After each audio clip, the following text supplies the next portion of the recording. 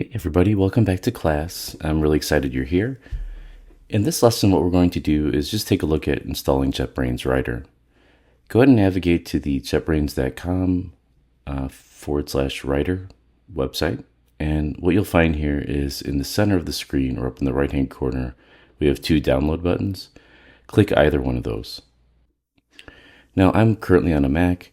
If you're on a PC, you can really select either option. Just go ahead and click the download button and then download the correct version. I'm on a Silicon version, so I'm going to select that one.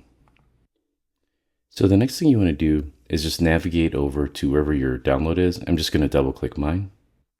Once I double click mine, this is going to be very different from Windows. Yours should just pop up a Windows installer or a wizard. I'm just going to drag my writer and drop it in my applications folder here.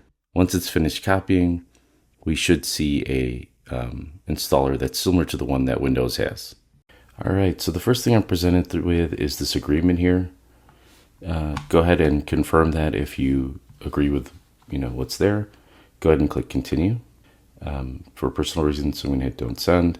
All right, so once your manage license window pops up, go ahead and click free non-commercial use. And then you're going to have to either register or log in for an account. If you click the login button, it's going to take you to the same site, and then it's going to ask you to log in. If you have a Gmail on hand, I would recommend using that. If it's going to be mostly used for student work, you could use your student email. All right, I'm going to go ahead and sign in with Google. And once it authorizes you, you can head back to the application and start using Writer.